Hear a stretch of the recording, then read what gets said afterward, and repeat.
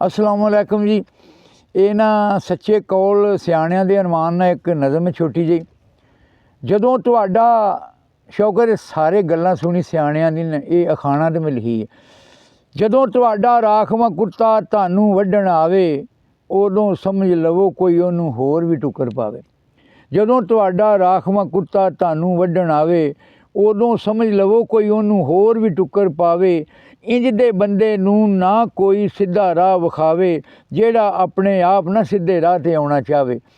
ਇੰਜ ਦੇ ਬੰਦੇ ਨੂੰ ਨਾ ਕੋਈ ਸਿੱਧਾ ਰਾਹ ਵਿਖਾਵੇ ਜਿਹੜਾ ਆਪਣੇ ਆਪ ਨਾ ਸਿੱਧੇ ਰਾਹ 'ਤੇ ਆਉਣਾ ਚਾਹਵੇ। ਅਤੇ ਪੜ੍ਹਿਆ ਲਿਖਿਆ ਜਾਹਲ ਬੰਦਾ ਜੱਗ ਵਿੱਚ ਉਹ ਅਖਵਾਵੇ। ਪੜ੍ਹਿਆ ਲਿਖਿਆ ਜਾਹਲ ਬੰਦਾ ਜੱਗ ਵਿੱਚ ਉਹ ਅਖਵਾਵੇ। ਹਰ ਬੰਦੇ ਨੂੰ ਜਿਹੜਾ ਬਦ ਅਖਲਾਕੀ ਨਾਲ ਬੁਲਾਵੇ। ਪੜ੍ਹਿਆ ਲਿਖਿਆ ਜਾਹਲ ਬੰਦਾ ਜੱਗ 'ਤੇ ਉਹ ਅਖਵਾਵੇ।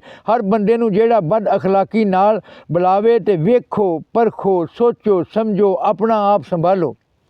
ਵੇਖੋ ਪਰਖੋ ਸੋਚੋ ਸਮਝੋ ਆਪਣਾ ਆਪ ਸੰਭਾਲੋ। ਬੰਦੇ ਬਦ ਨਸਲੇ ਦੇ ਨਾਲੋਂ ਨਸਲੀ ਕੁੱਤਾ ਪਾਲੋ। ਵੇਖੋ ਪਰਖੋ ਸੋਚੋ ਸਮਝੋ ਆਪਣਾ ਆਪ ਸੰਭਾਲੋ। ਬੰਦੇ ਬਦ ਨਸਲੇ ਦੇ ਨਾਲੋਂ ਨਸਲੀ ਕੁੱਤਾ ਪਾਲੋ। ਅਤੇ ਸੱਜਣ ਹੋਣ ਗਰੀਬ ਵੀ ਭਾਵੇਂ ਦਮ ਸੱਜਣਾ ਦਾ ਭਰੀਏ।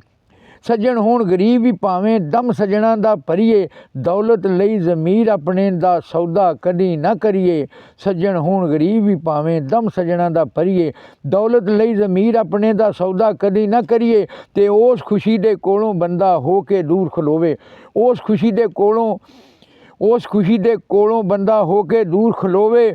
ਜਿਸ ਖੁਸ਼ੀ ਦੇ ਹਾਸਲ ਕੀਤਿਆਂ ਦੁੱਖ ਕਿਸੇ ਨੂੰ ਹੋਵੇ। ਅਤੇ ਜਿਸ ਘਰ ਦੇ ਵਿੱਚ ਖੁੱਲ੍ਹਾ ਪੱਕੇ ਹਰ ਕੋਈ ਲੰਗਰ ਖਾਵੇ। ਜਿਸ ਘਰ ਦੇ ਵਿੱਚ ਖੁੱਲ੍ਹਾ ਪੱਕੇ ਹਰ ਕੋਈ ਲੰਗਰ ਖਾਵੇ। ਉਸ ਘਰ ਵਿੱਚੋਂ ਰੱਬ ਦੀ ਬਰਕਤ ਕਦੀ ਨਾ ਅਨਵਰ ਜਾਵੇ। ਜਿਸ ਘਰ ਦੇ ਵਿੱਚ ਖੁੱਲ੍ਹਾ ਪੱਕੇ ਹਰ ਕੋਈ ਲੰਗਰ ਖਾਵੇ। ਉਸ ਘਰ ਵਿੱਚੋਂ ਰੱਬ ਦੀ ਬਰਕਤ ਕਦੀ ਨਾ ਅਨਵਰ ਜਾਵੇ। ਜਦੋਂ ਤੁਹਾਡਾ ਰਾਖਵਾਂ ਕੁੱਤਾ ਤੁਹਾਨੂੰ ਵੱਢਣ ਆਵੇ ਉਦੋਂ ਸਮਝ ਲਵੋ ਕੋਈ ਉਹਨੂੰ ਹੋਰ ਵੀ ਟੁੱਕਰ ਪਾਵੇ।